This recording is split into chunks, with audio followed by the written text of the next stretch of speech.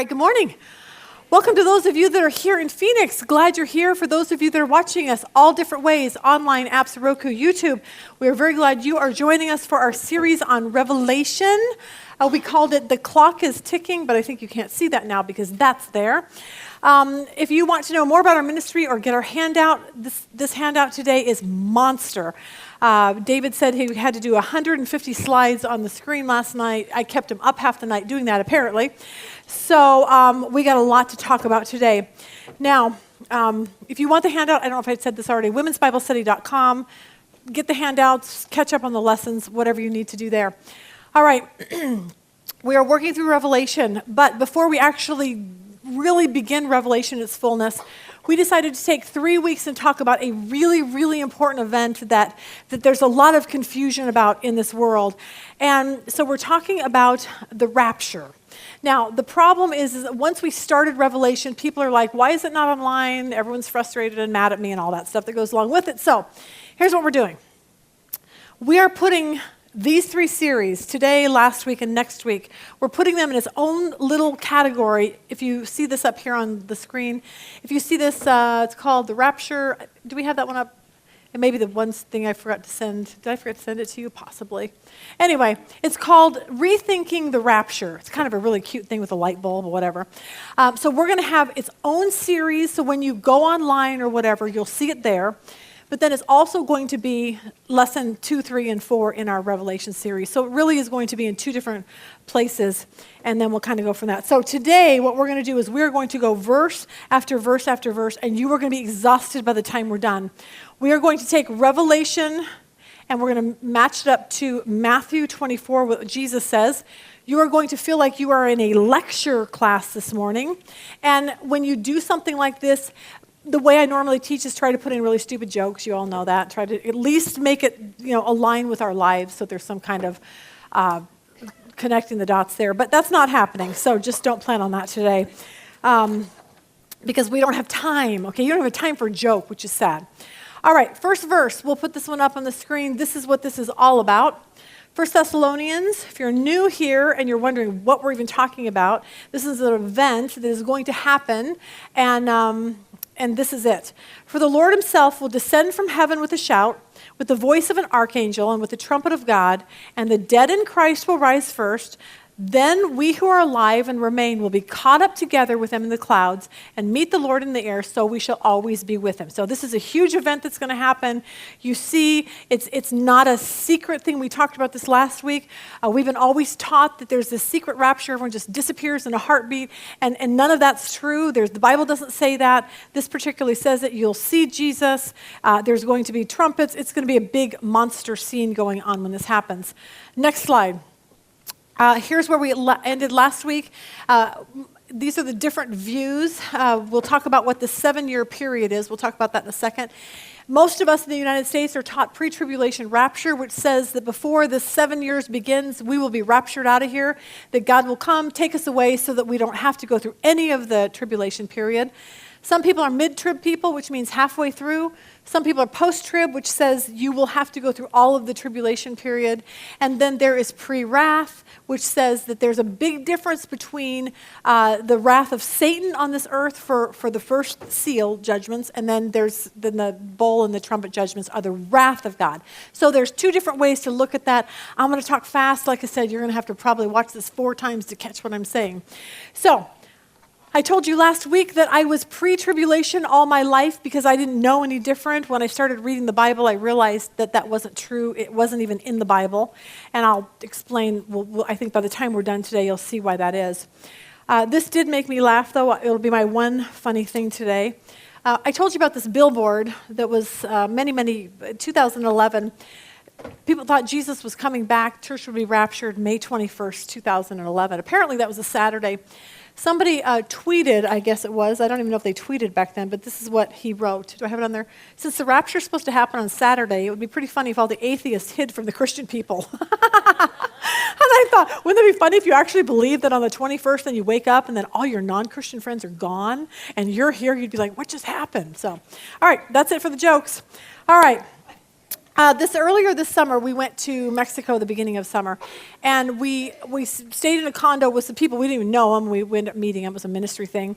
And we got to talking. He teaches in Texas. So we got to talking about what we believe, what we're teaching. So I said, I'm teaching Revelation. And he said, oh, okay. And he goes, well, what's your theory on tribulation? And I said, I'm definitely not a pre-tribber. And he was so shocked. He's like, oh, we need to talk. I'm like, all right, have a seat. So we had the same conversation that I would have with most anyone.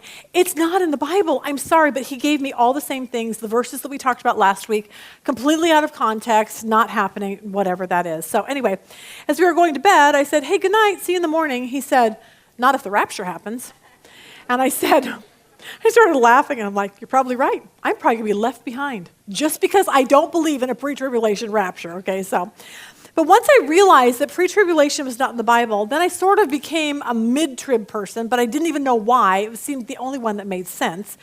But this summer, I was able to spend a lot more time on this, and I really landed on the fourth one that you saw up there, the pre-wrath scenario. It is literally the only one that makes biblical sense, and I think I can prove that to you today. We're gonna do a timeline, and then here's what's gonna happen next week. After we're done today, you're gonna have 9 million questions. You have a question thing on the front of it, on your table. Write out the questions. Next week, we are flying in from Florida, Mr. Charles Cooper, and he is going to be able to answer all your questions. Here is who Charles is. I put his bio up here. Charles Cooper is an author, lecturer, and church consultant. He's the founder and director of the Pre-Wrath Resource Institute of Orlando, Florida. Born in Arkansas, graduated Baptist University with a BA in Pastoral Ministries, minor in Greek, received a Master of Theology from Dallas Theological Seminary, where he was honored with the Harry Ironside Expository Preaching Award. Since becoming a communicator of God's truth at 15, he began a pastor for 23 years in addition to his other vocational responsibilities. He taught homiletics and hermeneutics at Moody Bible Institute for 6 years. He was an 8-year instructor, biblical research, education consultant for Sola Scriptura, an organization dedicated to affirming the authenticity, accuracy, and authority of the Bible, the standard for truth. Sola Scriptura owns the Bible collection. I'm just kind of flipping through this. For the past 13 years, Coop has researched, written, and taught conferences pertaining to the pre-wrath rapture position. He abandoned a growing career among conservative evangelicism because of his refusal to continue to support the pre-tribulation rapturism. Since 1996, he devoted his life to preaching and teaching congregations around the world the pre-wrath rapture position. And the one question we will ask him is, why in the world does this matter? And he will say exactly what I said last week, because it does matter, because we are not going to be prepared if this stuff starts happening and we have no idea what to do. And most Christians will walk away from their faith. That's why this is so incredibly important. Now, we're having Charles come in because there are people like him who do this for a living, like this is what he does and studies. I don't. I only have this much time in my life, and we're lucky that these got done. So that's how that works for me. I realized this when I was working on this lesson. I'm trying to deal with scrolls and wrath and rapture and all these crazy things. I'm in this zone, and my phone rings, and Sean and Tricia are on their way to have a baby at the hospital. And so I'm like, well, I better answer that call, But my deal with kids, when my kids have babies, is like, I always tell them, call me when you're 8 centimeters, and then I can run down to the hospital. My goal is to walk in the door as the doctor walks in. Okay, we watch the baby be born. I take pictures. I'm like, oh, it's so cute. That's awesome. And then I leave, and I go back home and study. So that's my whole life. So I don't have a lot of time to apparently hang out with my grandchildren, or do this. So that's where my life is at this particular point. But as I was studying, Sean called, and then just then my phone bleeped over, and it was Dusty, my other son, and he's like, hey, Mom, I'm out of town on a business trip. Do you want to just chat? And I'm thinking, I have wrath, and I have rapture, and I don't have time for this, but I have to be a nice mom. And then, of course, Sean calls in, and then my house phone rings, and it's my husband. And he's like, hi, honey, I just want to talk. And I'm like, I don't have time to talk to anybody, okay? So that's why Charles Cooper is coming in, because he's going to answer all your questions next week that you have that I do not have time for, okay? So that's how this is all going to play out. Now, you're going to have to study this on your own. I'm going to give you some stuff up here. I think I put it in your handout.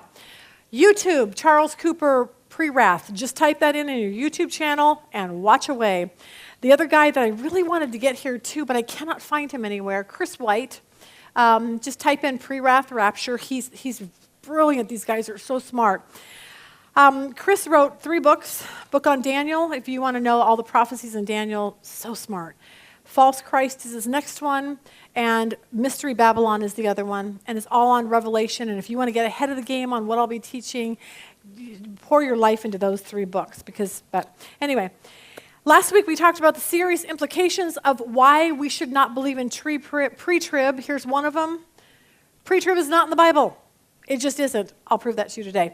2, Christians will not be prepared if they are not raptured out of here. They're not going to be prepared. 3rd one, here's our biggest problem. Pre-trib teaching is a sacred cow, and nobody wants to backtrack what they have taught all their life.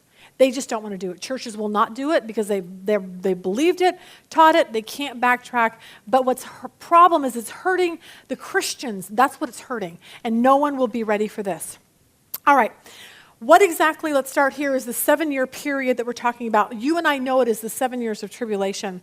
Let's look at our next screen here. Here's what's going on in our life. I don't know if you can see that. That turned out really weird. It might look better in your screen. Anyway, if you look at the very left-hand side, creation, you have 4,000 years. Then you have the cross, which you can't see on that. There's the cross. Then you have Jesus that dies on the cross. There's 2,000 years.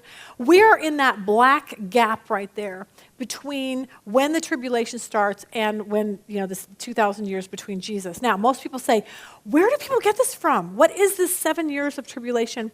And it comes from the book of Daniel, and it's a prophecy that prophesies about the end times. Now, it's called the 70th week of Daniel. 69 weeks have already happened, and we're going to just read this together because it was the easiest thing I could do to make it right. Got questions seem to make it easy for us, so we're just going to read it together, and you can study it on your own at home.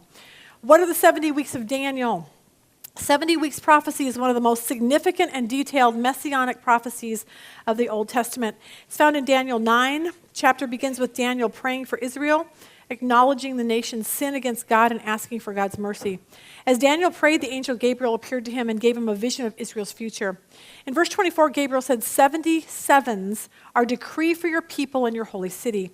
Almost all commentators agree that 77s should be understood as 70 weeks of years. In other words, a period of 490 years. 1 week, one of these weeks, is considered a 7-year period. These verses provide sort of a clock that gives an idea of when the Messiah would come and some of the events that would accompany his appearance. Gabriel said the prophetic clock would start at the time that a decree was issued to rebuild Jerusalem. From the date of that decree to the time of the Messiah would be 483 years. We know from history that the command to restore and rebuild Jerusalem was given by King Xerxes of Persia in 445 BC. If you can look all this, you can look this up yourself. Nehemiah 2:1-8. First unit of 49 years, 7 sevens, covers the time that it took to rebuild Jerusalem, with streets and a trench, but in times of trouble, Daniel 9:25. The rebuilding is chronicled in the book of Nehemiah. Using the Jewish custom of a 360-day year, 483 years after 445 BC places us at AD 30, which would coincide with Jesus' triumphal entry in Jerusalem. Matthew 21, the prophecy in Daniel 9 specifies that after the completion of the 483 years, the anointed one will be cut off. This was a fulfillment when Jesus was crucified. Daniel 9:26 continues with the prediction that after the Messiah is killed, the people of the ruler who will come will destroy the city and the sanctuary. This was fulfilled with the destruction of Jerusalem in AD 70. So what I want you to see is Daniel's prophesying this and exactly the time period. So Daniel's given us this timeline already. And then it talks about the ruler will come, and that ruler will be the Antichrist. Out of the 77s, 69 have been fulfilled in history. That should wake us up just a little bit. That leaves one more 7 to be fulfilled. Most scholars believe that we're living in a huge gap between the 69th and 70th. My first question to ask Charles Cooper next week is, why is there a gap? Like, I don't understand why there would suddenly be this gap. And I'm hoping he has a really good answer.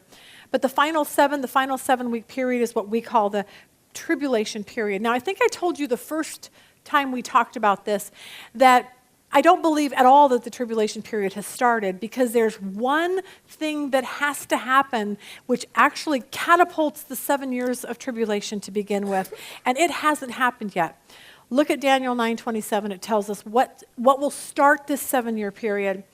Daniel 9:27 says, "And he, the Antichrist, will make a firm covenant with the many for 1 week, the 7 years, but in the middle of the week he will put a stop to sacrifice and grain offerings." So, the Antichrist has to come on the scene. It's not even an option, because I always thought that it meant that the Antichrist would try to just make a peace treaty with Israel, like, hey, baby Israel, we'll take care of you, don't worry. But the more I'm thinking this through and reading, I'm thinking, it seems like he's talking about the temple and the Jewish people and what they want to do with it. Because look what it says. The Antichrist will come to the Jewish people in Jerusalem, and he's going to say, look, I'm going to start something new. Apparently, he's going to allow them to start, sacrificing and offering grain offerings and doing their Passover and all that stuff. So weird to us. There's not a third temple that's built right now, but I do believe there has to be a temple built or something like that. Now, our question is, why would they want to do that? But as Christians, as followers of Jesus, we believe that Jesus was our ultimate sacrifice. Like, we don't need to go sacrifice animals, because Jesus already did that. His blood covered our sin. So for us, it's unimaginable. But if you are a Jewish person who does not believe in Jesus, it makes total sense what their thought process is in. They want to rebuild this temple. Here is a picture right here. This is what Israel looks like right now. Most of us know that Dome on the Rock is that gold colored. If you look down farther a little bit, there's the Al-Aqsa Mosque. If you look beyond that, there is this picture doesn't depict it, but there is a piece of land there. And whether the Dome on the Rock stays, something happens to wipe it off the face of the earth, who knows? That is the place where a temple will need to be built. And to us, it's kind of unimaginable. But remember Daniel 9:27. He's going to make a firm covenant with many for those 7 years, and then they're going to start allowing all of these offerings and things to start happening again. Now, if you don't believe me, I went on to a Jewish website called chabad.org. Here was the question. I don't know if you please explain all this business about animal sacrifices in the temple. Are you really planning to reinitiate this at some point? Here's what he said. Cain and Abel made vegetable and animal sacrifices. Noah made animal sacrifices. Abraham, Isaac, and Jacob, all highly enlightened people, made animal sacrifices. And the Torah prescribes a whole slew of sacrifices to be made in the tabernacle in the desert, then in the holy temple in Jerusalem. And guess what? In our prayers for the past 2,000 years, we've been asking for God to let us rebuild that temple so we can start doing those sacrifices just like he asked us to. So we are Western thinkers. We don't even think like that, but they do. And remember, when we did our chart a couple weeks ago, there used to be like 1,000 Jewish people. Now there's 6 million Jewish people. They want their temple. They want this to happen. And so now you see this all building up to where we've never seen this before. I just saw Hearts, H-A-A-R-E-T-Z, Israel News, Thursday, August 30th. Look what it says here. Temple Mount activists plan Passover sacrifice near Western Wall. The ceremony has been conducted annually for 15 years, but it began as a semi-underground event in which animal was sacrificed a few days before Passover. Activists for rebuilding the temple on the Temple Mount will hold their annual event reenacting the Passover sacrifice, and he goes on to that. This is happening. Okay, it's happening small, and I have a feeling, because the Bible says this is going to happen, that it's going to eventually grow. And like I said, for us, that's just news to us, but we need to realize what's going on over there. All right, let's start here and get a big picture. As we begin in Revelation, we see what is a scroll. So this is what we're going to talk about. You don't have a picture. Do we have a picture? There it is. I made a picture of it. Here's note to self. I got that picture. I sent it to Costco because I wanted one of these big pictures of here up here. When Costco actually says that it's too blurry, you might want to believe them, okay? Because I didn't. I went ahead. It was horrible. It looked horrible. So this is it.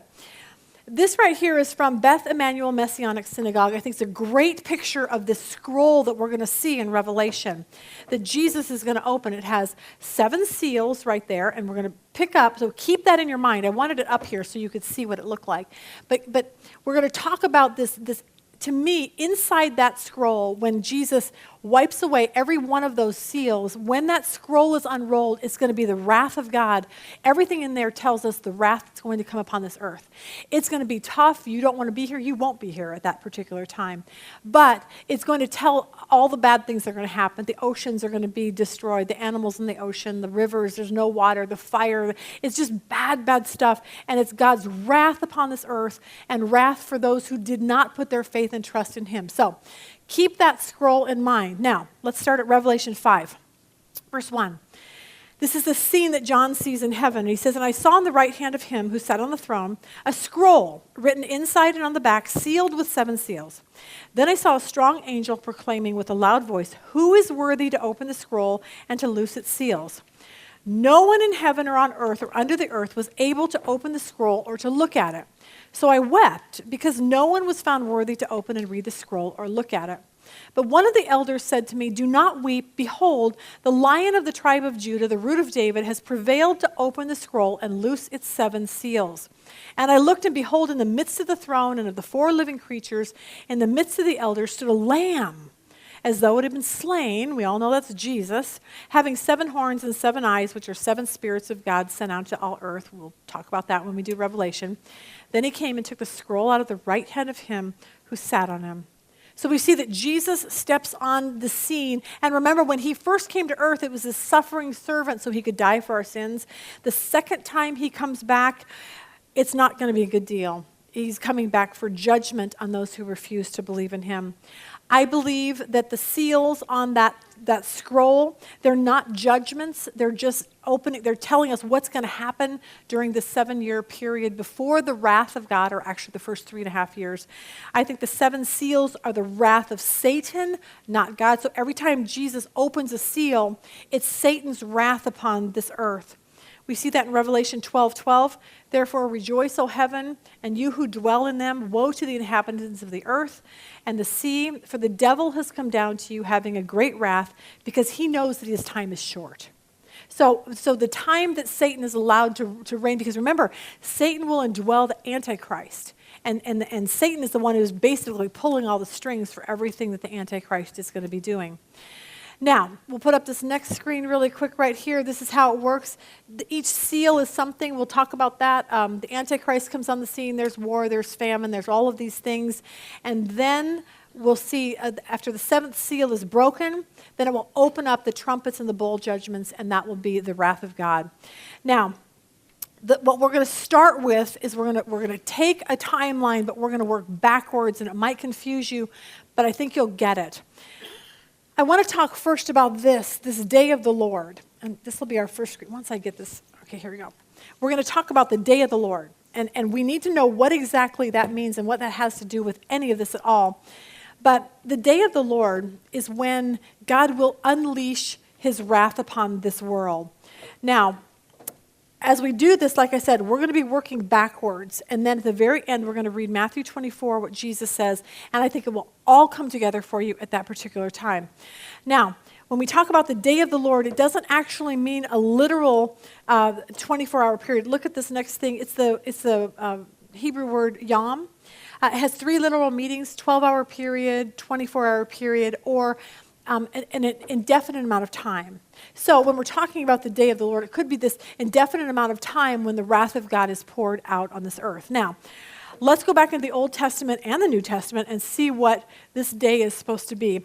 Zephaniah 1:18 says this: "Neither their silver nor their gold shall be able to deliver them in the day of the Lord's wrath." Always keep that in mind, the Lord's wrath.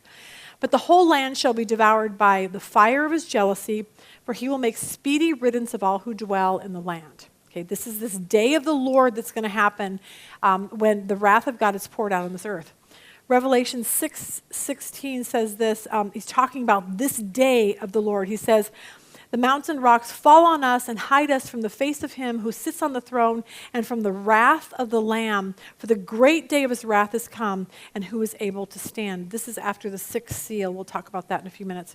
2 Peter talks about it. But the day of the Lord will come as a thief in the night, which the heavens will pass away with a great noise. Elements will melt with fervent heat.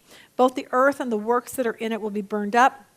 Therefore, since all these things will be dissolved, what manner of persons ought you be in holy conduct and godliness, looking for and hastening the coming of the day of God, which the heavens will be dissolved, being in fire, elements will melt, and fervent heat. So you'll see all of that happening at the bowl judgments and the trumpet judgments at the very end. So when is this day of the Lord? We're going to start our timeline. When does the Bible say this is going to happen? Isaiah 13 says this, "See, the day of the Lord is coming, a cruel day with wrath and fierce anger to make the land desolate and destroy the sinners within it." Here's what happens. The stars of heaven and their constellations will not show their light. The rising sun will be darkened, and the moon will not give his light. So he's telling us, here's the day of the Lord, but something happens before this day of the Lord, which brings us to our next screen. So we're getting a timeline. Here's the day of the Lord, but before the day of the Lord, we see this celestial darkening. We also see it in Joel 2:31. Joel says this, "The sun will be turned to darkness and the moon to blood before when? Before the coming of the great and dreadful day of the Lord." So we're kind of seeing in the Old Testament, and it's running into the New Testament, we're kind of putting it together. Now, we're going to see what comes before that. Look what Jesus says. Matthew 24, immediately after the distress of those days, so something has to happen before this on our timeline, the sun will be darkened. This is the words of Jesus in Matthew. Jesus tells us in Matthew 24 an exact timeline. I do not know how I missed it all these years. I don't know how anyone's missed it. It's right there. This is what Jesus says. Immediately after the distress of those days, the sun will be darkened, the moon will not give its light, the stars will fall from the sky, heavenly bodies will be shaken. Mark says the same thing, but in those days, following that distress. So what is this distress? What happens before that to make it, after the distress comes the celestial darkening? Verse 21 says this, "For then there will be a great tribulation, such as not occurred since the beginning of the world until now, nor ever will be. Unless those days had been cut short, no life would have been saved for the sake of the elect those days. Immediately after the tribulation of those days, the sun will be darkened, the moon will not shed its light, the stars will fall from the sky, and the powers of heaven will be shaken." So what we see next on our timeline is this great tribulation. He's saying after the great tribulation is going to come the celestial darkening and then the day of the Lord. Now, this great tribulation, this is going to be a really, really tough time if you're a Christian here. We see this in Revelation 13:17. "It was granted to him," which is the Antichrist, "to make war with the saints and to overcome them." This great tribulation period, the Antichrist is going to be all done with you Christians. There will be tribulation like you have never seen, martyrdom like we have never seen on this earth before. And people, that's what I'm saying, we have to know this is coming. Because we have to make a decision. Do I love Jesus enough, or am I going to fall away? And those are really what we have to ask. Jesus tells us that for this great tribulation, when this happens, he says this in Matthew 24, "To those who are in Judea must flee in the mountains. You better get out of there as fast as you can." The Antichrist will be on a rampage. I'm assuming it's going to be all over the world. But especially Jesus is talking to Jewish disciples at that point in his life, so they're going to understand this. "Whoever's on the housetop must not go down to get the things that are in the house. Whoever's in the field must not turn back to get his cloak. Woe to those who are pregnant and those who are nursing in those days. Pray that your flight will not be in the winter or on the Sabbath." Now, Jesus wasn't mentioning this because he was saying this is going to happen on the Sabbath. He's trying to tell them the urgency of this. If you have ever been to Israel, you know that nothing happens on the Sabbath. Okay, when we went there, I just wanted them to make me pancakes every morning. Okay, and on the Sabbath, guess what? There were no cooks. They put out some bread and they wanted me to make a piece of toast. I'm like, no, that's not working for me. I want my pancakes, okay? But on the Sabbath, everything shuts down. Like even your elevators, there's one elevator specifically for Jewish people so that they don't have to work on the Sabbath, and it goes up and down on its own so they don't have to press a button. It's pathetic, okay? Actually, I'm sorry, but it just is. It ruins my life. It ruins Rob's too. He's like, can I get a cheeseburger with cheese on it? They're like, oh yeah, no, we don't make those things. We don't put cheese and meat, and it's, okay, it just doesn't work for me. Anyway. All that to say that that's what Jesus was saying. Everything slows down on the Sabbath. There's no bus drivers, there's no Uber drivers, there's no nothing. And you're not going to get out of town fast if it's on the Sabbath. So Jesus was trying to make a point. It's very, very urgent that when this great tribulation happens, you better run for the hills because there's a lot of hurt that's going to happen. Jesus goes on to say in verse 22 this, unless those days had been cut short, no life would have been saved. For the sake of the elect, those days will be cut short. Jesus tells us right there. Why is it going to be cut short? Because then we will be raptured out of here. We're not going to have to go through all 7 years. He's saying, but for the sake of the elect, I'm cutting those days short for you. Now what I want to do is I want to go to Revelation, and I want to start seeing what Revelation and the seals that Jesus is talking about. I know you guys can't see this over here, but it's up on the screen, so you're good to go. We're working backwards, remember this. Now, Revelation 6:12. I watched as he opened the sixth seal. Now, if I had my cute little seal up here, you'd see we're working backwards. Go to the sixth seal. There was what? A great earthquake. And then what happened? The sun turned black. The whole moon turned blood red. The stars in the sky fell. And we see that right here at the celestial darkening. Jesus opens the sixth seal, and the exact same thing happens that he's talking about. So now what we're doing is we're adding this sixth seal right here at the celestial darkening, because that's just how this works out here. Now let's go to the next thing, the thing before this. It's called the abomination of desolation. I need to explain that. Matthew 24:15 says this. Therefore, Jesus says, when you see the abomination of desolation, which was spoken of through Daniel the prophet, standing in the place, let the reader understand. Now, what is this abomination of desolation? Let's go back to Daniel 9:27. The Antichrist comes on the scene. He will confirm a covenant with many for 1 7-year period in Jerusalem. In the middle of this 7 years, at 3.5 years point, he will put the Antichrist will walk into this temple in Jerusalem. He will put an end to the sacrifice and the offerings. He made this treaty with them, and the Antichrist is going to come in and say, sorry, not doing that anymore. And on a wing of the temple, he will set up an abomination that causes desolation until the end that is decreed is poured out on him. It seems to be saying that the Antichrist will walk into the temple and say, no longer are you worshiping to your God. He may set up some kind of a statue like Nebuchadnezzar did. We don't know what that means, except whatever it is, he will say, you will no longer worship your God, you will worship me. And that's what's happening right here. I want to explain to you 167 BC, a Greek ruler, did I write that out there? I don't know if I did or not. A Greek ruler with the name of Antiochus Epiphanes set up an altar to Zeus over the altar of a burnt offering in the Jewish temple in Jerusalem. So 167 years before Christ, this particular event happened in Jerusalem in the temple. He sacrificed a pig on the altar in the temple. This event is known as the abomination of desolation. Now in Matthew 24:14, Jesus is speaking 200 years after the abomination of desolation, described that it had already occurred. So Jesus must have been prophesying that something like this is going to happen in the future, that is something like that, where now the temple is desecrated and whatever this is going to happen. Most Bible prophecies, interprets believe that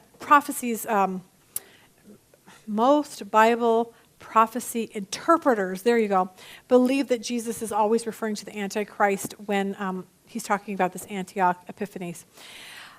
So we put that picture back up there with Israel. We don't even need to do that. That's fine. You get the point. I want to tell you about that land right there and what just happened. Like, why is that like that? And why do the Muslims have that spot right there? And so we'll read this next thing. When Israel took control over that part of Jerusalem after the 6-Day War in 1967. Now, a couple weeks ago, we did our whole timeline of that. And I want you to realize 1967. Okay, we're talking how many years ago? 60, 70? Okay, this is all happening in our generation. This is happening really, really fast. And remember, there weren't many people, Jewish people living in Israel at that time, and this was a big event. So Israeli leaders allowed an Islamic religious trust to have authority over the Temple Mount and the Dome on the Rock as a way of helping keep the peace. Remember, you're talking Palestinians and Jews and bombings and wars and fighting, and now you understand why there's so much tension over there. It's all because of that land. Because the Muslims think it's theirs, and the Jews think it's theirs, and there's all this tension. But what they did is they wanted to keep peace, so they said, all right, you can keep your Dome on the Rock there. Since that time, Jews and Christians have been allowed limited access to the area, and you're not allowed to pray on the Temple Mount if you are a Christian or a Jew. Now you understand why this is an issue over there. Let's read this article, May 30th, 2017. Rabbi Richman, director of the International Department of the Temple Institute, says he is committed to rebuilding Jerusalem's Temple Mount. Israeli Brigade Commander Colonel Mata Gur captured the Temple Mount in 1967. After the capture, he announced, "The Temple Mount is in our hands. The Temple Mount is in our hands." Retaking the temple was important to the Jewish world because the site was where King Solomon built the first Jewish temple. When the temple was destroyed, a second temple was built, only to later fall in 70 AD to the Romans. Recapturing the site meant the Jews could have their long-awaited third temple. It would be hard, I think, not to see what's happened in the past 50 years as a tremendous, not just fulfillment of prophecy, but a tremendous jumpstart, a tremendous fast forward, Richmond said. It's more than prophetic. It's like a kiss from heaven. It's like a divine kiss. It's like an intimate brush with the reality of God's compassion and love. He keeps his promises. The Institute is already working on blueprints for the new temple. Today, there's a lobby in Knesset, Israel's parliament, of how many members of Knesset there are constantly speaking about Jewish rights to pray on the Temple Mount. There are members of Knesset that actually talk about the rebuilding of the temple. Do you realize that 20 years ago, these people wouldn't have been given a moment on primetime television to say these things? They would have been laughed out. And now it has become a reality before our eyes. Whatever this abomination of desolation is has to happen on that land, on that mount, and most likely there will be a third temple. So that's what I'm saying. Watch the news.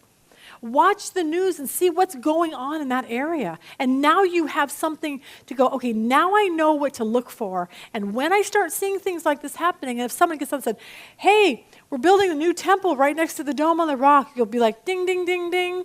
Okay, and then the next thing is some guy shows up on the scene and he's like, hey, we're going to let the Jews start sacrificing. Ding, ding, ding. Okay, that should be a big deal to you.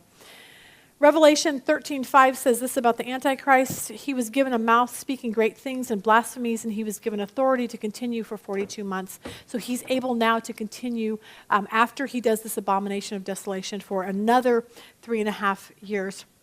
Here's what Revelation 13:4 says, and you need to understand this too, because this is kind of interesting. It alludes to the fact that the Antichrist will die and then rise from the dead. And I know that sounds really weird, but the Bible, and I'll show you this, he's wounded somehow. It says a head wound, but then suddenly he will rise from the dead and people will follow him. Look at this. Revelation 13:14. Because of the signs he was given the power to do on behalf of the first beast, we've got Satan indwelling him, he deceived the inhabitants of the earth. So now the Antichrist is deceiving everyone that's here. He ordered them to set up an image. This is what we're talking about in the temple, that may be the abomination of desolation. An image in honor of the beast who was wounded by the sword and yet lived. So we're talking about the Antichrist. Revelation 13 says this, now the beast, which is the Antichrist, which I saw was like a leopard, his feet was like the bear, the mouth, we'll talk all about that. The dragon, Satan, gave him power, his throne, and great authority. And look what this says, and I saw one of his heads, as it had been mortally wounded, and his deadly wound was healed, and all the world marveled and followed the beast. So we have this weird thing that somehow this is how the Antichrist will get a lot of attention.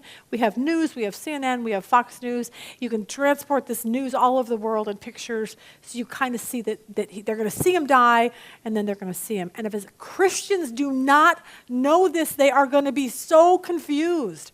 And they're just going to follow right along and just think the Antichrist is of God. So Daniel gives us a timeline. He will confirm a covenant with many for 1/7. In the middle of the 7 will be this abomination of desolation. So that puts us right here where we have this. You have the abomination of desolation. You have, after that happens, the great tribulation where they said, you better run because this is going to be a horrible time. Then you will have this celestial darkening. And then the day of the Lord when God's wrath is poured out on this earth. Now, let's talk about what happens before the abomination of desolation. We will call it the beginning of sorrows. Jesus says this in Matthew 24, verse 5, "For many will come in my name, claiming, 'I am the Christ,' and will deceive many. You will hear wars and rumors of wars, but see to it that you are not alarmed. Such things must happen, but the end is still to come. Nation will rise against nation, kingdom against kingdom. There will be famines and earthquakes in various places. All these are the beginning of birth pangs." We call this the beginning of sorrows. And let's see where it lines up with Revelation. Revelation 6, Jesus opens the first seal. He says, "I watched as the Lamb opened the first of the 7 seals. Then I heard one of the 4 living creatures say in voice, 'Come.' I looked, and there was before me a white horse. Its rider held a bow, and he was given a crown, and he rode out as a conqueror bent on conquest." Now, I always felt like the Antichrist would come on the scene as a man of peace, and I love everyone, and we're going to bring everyone together. But I think instead that I've changed my view on that because of this. I think he will come with a crown, which means he will have a lot of authority, and he will ride out to conquer as many people. I think a lot of this will go on in the Middle East. He will try to conquer, Egypt or Afghanistan, or he'll ride out, and his whole idea is to conquer all of these different places. He's going to be the ultimate deceiver.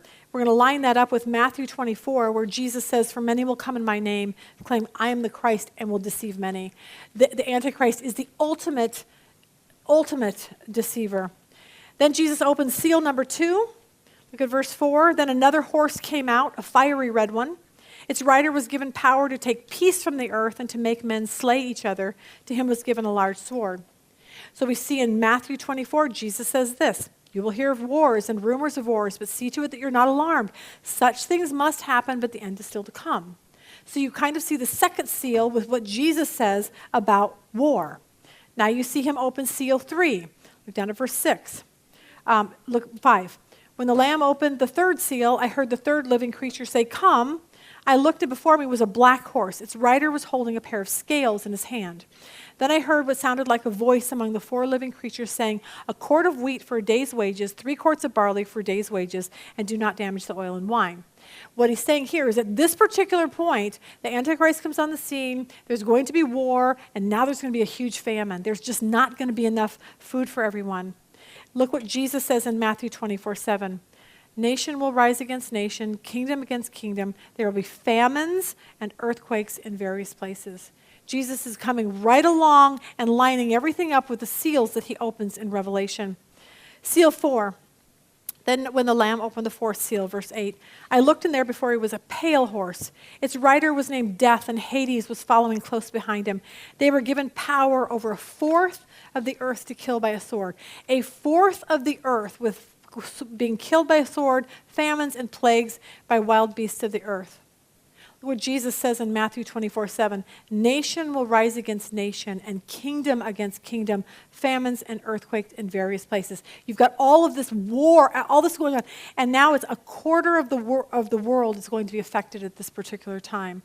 And it's so amazing to me to see what we look at here now is our next thing. We see that you have the middle of the week here, which is the abomination of desolation. We've already talked about that. You have before the Great Tribulation. And we have, if I could actually do this right here, we have this beginning of sorrows. Apparently, I haven't done this very well. We see here the beginning of sorrows right here, and then we show that up with what we just did. Apparently, I have been turning these. You've got the seals. So seals that Jesus opened, 1 through 4, are the beginning of sorrows, which is what we just talked about, that you have famines and earthquakes and Antichrist comes on the scene. So none of this starts until the Antichrist comes on the scene. You got to get that in your head here. Then we have this middle of the week, 3.5 years into it, where there's the abomination of desolation. We see the great tribulation that's going to happen, then the celestial darkening day of the Lord. Now, I think that we kind of see that with the Bible. Now, the fifth seal, look at what Jesus says here. When I opened the fifth seal, I saw under the altar the souls of those who had been slain because of the word of God and the testimony they'd maintained. These are the ones that have died in this great tribulation. They cried with a loud voice, saying, "How long, O Lord, holy and true, until you judge and avenge our blood on those who dwell on the earth?" Then a white robe was given to each of them, and it was said to them that they should rest a little while longer until both the number of their fellow servants and their brethren who were killed as they were completed. The great tribulation is where many, many people will die. We talked about that. And this is what Jesus says. We'll go back to this. Unless those days have been cut short, no life would have been saved for the sake of the elect. That lines us up right there with what Jesus says the fifth seal is, and that is the great tribulation right there. I don't know, can we put that up on the board up there, that next screen? I don't know if you've got it. There you go. You see that. Daniel prophesies about this. He prophesied this after the abomination of desolation in Daniel. Look what he says in Daniel 11. "And forces shall be mustered by him, and they shall defile the sanctuary fortress. They shall take away the daily sacrifices, place their abomination of desolation." Daniel's telling us this, can't even tell you how many years beforehand. Verse 32, "Those who do wickedly against the covenant he shall corrupt with flattery, but the people who know their God shall be strong and carry out great exploits. And those of the people who understand shall instruct many, yet for many days they shall fall by a sword, flame, by captivity and plundering." This is a tough, tough time, and it's on the fifth seal during this great tribulation. Now, let's complete our timeline right there. Zephaniah 1:14-18 says this, "The great day of the Lord is near and coming quickly, listen. The cry on the day of the Lord will be bitter and shouting of the warrior there. That day will be a day of wrath, a day of distress and anguish, a day of trouble and ruin, a day of darkness and gloom, a day of clouds and blackness, a day of trumpet and battle cry against the fortified cities and against the corner towers. I will bring distress on the people, and they will walk like blind men because they have sinned against the Lord. Their blood will be poured out like dust, and their entrails like filth. Neither their silver nor their gold will be able to save them on the day of the Lord's wrath. In the fire of his jealousy, the whole world will be consumed, for he will make a sudden end of all who live on the earth." And we see that as our final one right here. That finishes out. The day of the Lord is God's wrath. Look at verse Isaiah 13:9. "See, the day of the Lord is coming, a cruel day, with wrath and fierce anger, to make the land desolate and destroy the sinners within it." We see this in Revelation 6, after he opened the sixth seal. We saw the sun turn black. We saw the moon turn red. The skies fall right there on the sixth seal. He said, "Then the sky receded like a scroll rolling up, and every mountain and island was removed from its place. Then the kings of the earth," whoever is left here who doesn't want to know Jesus, "the princes, the generals, the rich, the mighty, and every slave and every free man hid in caves and among the rocks of the mountains. They called to the mountains, 'Fall on us and hide from us the face of him who sits on the throne and from the wrath of the Lamb. For the great day of their wrath is come. Who can stand?'" Zephaniah 1 says, "The great day of the Lord is near. It is near and hastens quickly. The noise of the day of the Lord is bitter. The mighty men shall cry out." The day is a day of wrath, a day of trouble, distress, devastation, desolation, darkness, gloominess, clouds, and thick darkness. So here so far is where we have our whole timeline, and we see what Jesus says in Matthew on the bottom literally coincides with the seals in Revelation when Jesus is opening those 7 particular seals. So the question is, when is the rapture? When does the rapture happen in this? And look at what he tells us when this is going to be. Matthew 24, verse 29, Jesus says, "But immediately after the tribulation, those days," we got that right there in the Great Tribulation. Look what he says. "The sun will be darkened, the moon will not give its light, the stars will fall from the sky, the powers of heavens will be shaken." Then, look what happens. "And then the sign of the Son of Man will appear in the sky. And all the tribes of the earth will mourn, and they will see the Son of Man coming on the clouds of the sky with power and glory." Look what he does. He will send forth his angels with a great trumpet, and he will gather together his elect from the four winds, north, south, east, west of the entire earth, from one end of the sky to the other. That aligns up with 1 Thessalonians. For the Lord himself will descend from heaven with a shout. If we go back and look at what Jesus just said, the Son of Man will appear in the sky. We will shout the voice of an archangel and with the trumpet of God. We see it what Jesus says, and we see it in Thessalonians. Then those who are alive and remain will be caught up together with them in the clouds to meet the Lord. Jesus says it a different way. He's going to send forth his angels. He's going to gather everyone together, and then they're going to go up, and that's when the rapture happens. 1 Corinthians 15 says, in a moment, in the twinkling of an eye, at the last trumpet, the trumpet will sound, the dead will be raised, and we will be changed. It's all over the Bible, but it just shocks me that it's right there. So I talked to someone, this guy in Mexico, and I said, well, Matthew 24 just gives you a timeline. He goes, oh, Matthew 24, it's just kind of all over the board. You just don't really know which part of, and I'm like, how can you even say that? He just gave us a timeline that literally lined up with the seals. How can you say that you have no idea that what Jesus is talking about? But we've been taught it all of our life, and we got to get it out of our head. Then I want to show you the coolest scene ever, and this is why I believe this is when the rapture happens. I think the rapture happens right here, right after this celestial darkening, right before God's wrath, because here's what we see in Revelation 7. This is so cool. I don't know how I never saw this before. After this, I saw four angels, so this is after the sixth seal. After this, I saw four angels standing at the four corners of the earth. When they say four corners, they usually mean like you've got these huge angels, north, south, east, west. They're holding back the four winds of the earth. Why? To prevent any wind from blowing on the land or on the sea or any tree. Because devastation, this God's wrath, is just about ready to happen. And when those angels let everything go, the wrath of God will destroy this earth. But at this particular point, they're holding back these winds. Then I saw another angel coming from the east, having the seal of the living God. He called out in a loud voice to the four angels who had been given the power to harm the land and the sea, God's wrath. After this I looked, and there before me was a great multitude. Now think about this. He's in heaven. And John's seeing this vision, and he's looking around. Look what happens. After this I looked, and there before me was a great multitude that no one could count, from every nation, tribe, people, and language, standing before the throne and in front of the Lamb. They just show up in heaven. And you're like, where did all these people come from? From every tribe, nation. They just show up in heaven.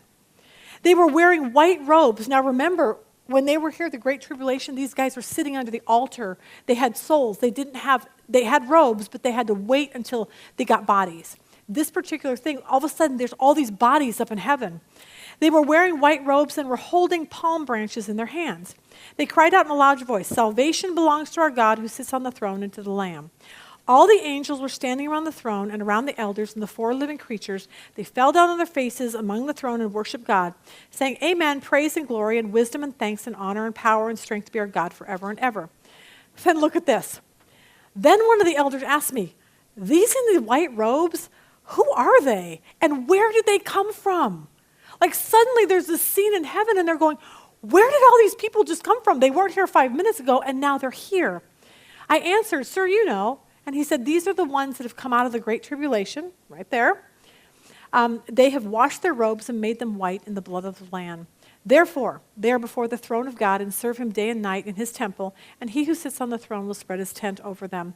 Never again will they hunger, never again will they thirst. The sun will not beat upon them, nor scorching heat, for the Lamb is at the center of the throne. They will be their shepherd. He will be their shepherd. He will lead them to the springs of living water and wipe away every tear from their eye." And when does that happen? Right here after the sixth seal. There is no other way to explain this whole entourage of people that have just shown up in heaven with white robes on. Because if you make it through the Great Tribulation, which I'm assuming most people won't if they're followers of Christ, you will be martyred for your faith. And if not, whoever's left over from here as a follower of Christ will be raptured out of here. Because Jesus said, "I'm cutting the time short. Otherwise, even the elect wouldn't even make it." That's what it says. In light of this, I do not see any kind of rapture before seal number 1 or the beginning of sorrows over here. What I want to do really quick is, we've got a lot of verses, but I clearly don't have time. Well, let's do this. Let's go to 2 Thessalonians 2. Those are your options right there, believing ahead or whatever. 2 Thessalonians 2, verse 1. Paul says this, "Now, brethren, concerning the coming of the Lord Jesus Christ and our gathering together to him," which is the rapture. Isn't that interesting? We just read in Matthew how the angels go and gather together to where we all go up to heaven. "Not to be soon shaken in mind or troubled, either by spirit or word or by letter, as if from us, as though the day of Christ has come." They were worried that the rapture had already happened. "Let no one deceive you by any means, for that day will not come unless the falling away comes away first." Now, we haven't talked about this, but during this time, this great tribulation, I think that many, many people will walk away from their faith. They're going to, I don't know, we understand why. A, they don't know what's coming because no churches are teaching it. But two, they're going to be so confused when it's like, hey, you need to get this mark if you want to eat food. And hey, and no one's told them you can't do that. Do not get the mark, okay? You're on your own. But people don't know that. They're going to rationalize, get hungry, I'm going to be fine. And they don't realize they've just destroyed their eternal destiny. Jesus says in Matthew 24:9, "Then you will be handed over to be persecuted and put to death. You'll be hated by all nations because of me. And at that time, many will turn from their faith. Many will betray each other and hate each other." Jesus has just told us, and so did Paul in Thessalonians, that none of this is going to happen until this falling away comes to be. 2 Thessalonians says this, 2:3, "Let no one deceive you. That day will not come unless the falling away comes first. And the man of sin is revealed, the son of perdition." Until the Antichrist comes on the scene, none of this is even happening. Verse 4, "Who opposes and exalts himself above all that's called God and that's worshipped, so that he sits as God in the temple of God, showing himself that he is God." That's that whole abomination of desolation thing. Why is this important? Because we have to be prepared for this timeline. So what I want to do as we end today is I want to actually read together Matthew 24. These are the words of Jesus, and we're going to look at it from this timeline and see if what Jesus says is going to happen is going to happen. Matthew 24:3, "Now as he sat on the Mount of Olives, the disciples came to him privately saying, 'Tell us when these things will be, and what will be the sign of your coming and of the end of the age?' And Jesus answered and said, 'Take heed that no one deceives you. Many will come in my name and say, I'm the Christ, and will deceive many. You will hear wars and rumors of wars. See that you're not troubled, for these things must come to pass, but the end is not yet. Nation will rise against nation, kingdom against kingdom, famines, pestilences, and earthquakes in various places. All these are what? The beginning of sorrows, right there, the very first. Jesus just told us what was going on. The beginning of sorrows, we know it as the seals 1-4. Then they will deliver you up to tribulation and kill you. You will be hated by nations by my name's sake. They will be offended. Even in this particular beginning of sorrows, there will be people that will be martyred for their faith at this particular time. It won't be like the Great Tribulation, but it's going to start getting bad. Then many will be offended. One will betray another and will hate one another. Many false prophets will rise and deceive many. Lawlessness will abound. The love of many will grow cold. Here's what Jesus says, but he who endures to the end will be saved. And this gospel of the kingdom will be preached in all the world as witnesses to the nations, and the end will come. We talked about this, that now with the internet available, how it is, the gospel is being preached to all the nations. People will say, all that's happening now. It is happening now, but like I said, none of this really begins until we get the Antichrist that comes on the scene. Verse 15, he says, then when you see the abomination of desolation, so we've already seen this, the beginning of sorrows. Jesus says, now there's the abomination of desolation, spoken of by Daniel the prophet. And then we went through the whole thing. Let those who flee in Judea to the mountains, let him on the housetop. We'll go down. You see that. Pray that your flight might not be in the winter. Verse 21, for then there will be a great tribulation. There it is right there. Such as has not been since the beginning of the world until now, nor shall ever be. And unless those days were shortened, no flesh would be saved, but for the elect's sake, those days will be shortened. If anyone says to you, look, here's the Christ, or there, do not believe it. because false Christs and false prophets will rise and show great signs and wonders to deceive, if possible, even the elect. This is what I keep saying. Someday you're going to turn on CNN, the Antichrist will be healing people, raising people from the dead, doing miraculous things, feeding 5,000 with a fish and a loaf, and people that are Christians that have no idea what's coming down the pike, they're going to just buy into it and walk away from Jesus. That's why this is the most important thing I think we've ever taught. Verse 25, see, I have told you beforehand. Therefore, if you say, if they say to you, look, he's in the desert, do not go out. Look, he's in the inner rooms, do not believe it. Because Jesus says, it's not going to be like that. When I come, this is how I'm coming. For as the lightning comes from east and flashes to the west, so also will be the coming of the Son of Man. For wherever the carcass is, there the eagles will be gathered together. Immediately after the tribulation, Jesus says, the sun will be darkened, the moon will not give its light, the stars will fall from heaven, powers of heavens will be shaken. And then what happens? The Son of Man will appear in heaven, and all the tribes of the earth will mourn, and they will see the Son of Man coming on the clouds of heaven with power and glory. And he will send his angels with a great sound of trumpet and gather together his elect from the four winds, from one end to another. That, I don't know that we can get much clearer than that. I really don't. I don't know that we can take the words of Jesus and say, oh yeah, it's way back there. It's not.